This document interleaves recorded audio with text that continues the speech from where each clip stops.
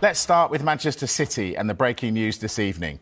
Antoine Semenyo will have a medical on Thursday. Now, City have a number of injury concerns, but Pep Guardiola insists that doesn't mean they'll go big in the market this month. Ruben Diaz is expected to be out for up to 6 weeks. And yesterday, the news broke that Josko Gvardiol will have surgery after fracturing his leg. Well, here's Pep and Bournemouth's head coach, Andoni Iraola. Maybe we get something, but it's completely different. We are not going to buy 4 or 5 players that happened last season to be the best transfer spend net in this country. Like we are not, but apparently always we are. So yeah, with 6-7 injuries, we have to be 35 players in the squad. It cannot be sustainable for the team, economy, financially, and for the vibe.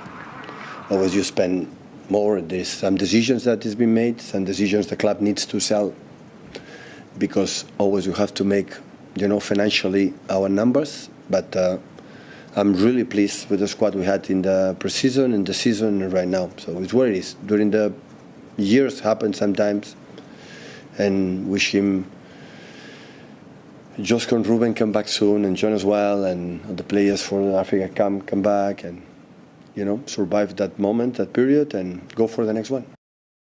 To confirm, Antoine Semenyo in the squad and will play. Yes, Antoine will play tomorrow, yes. A lot of people are wondering whether this is his last Bournemouth game. What can you say? I can give you my opinion from my experience, but there is nothing signed with Antoine Semenyo. If you ask me personally, what do you think? With all the noise and this, I think could be the last game, but I cannot guarantee it. Right, Mark, I need you to explain something to me here.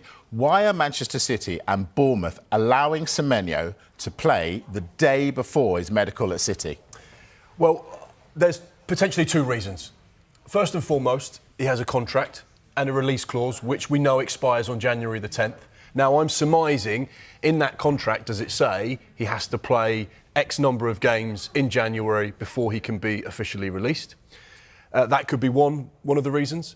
I don't know that, but I'm surmising that may be something to do with it, because Andoni has said throughout the course of the last 2-3 weeks, when there's been a lot of speculation about Antoine, he will be our player and he will play at the weekend, and he plays at the weekend. And then he says the same thing in the press conference the week after, and he plays again the week after. And he said last week... But it's a potential nightmare, that, isn't it? For everybody concerned. I also think it shows a lot about Antoine Semenyo, the respect he has for AFC Bournemouth, the respect he has for the fans, for the people that have enabled him to get to the position where he's now got the choice of clubs, and he's decided to go to a side that are serial winners.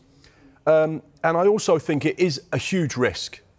But obviously Manchester City are comfortable, Bournemouth are comfortable, and most importantly Antoine Semenyo, which goes against the grain of the narrative of so many stories in the summer. I'm not playing, I'm not training, I'm not going to do this until I get what I want.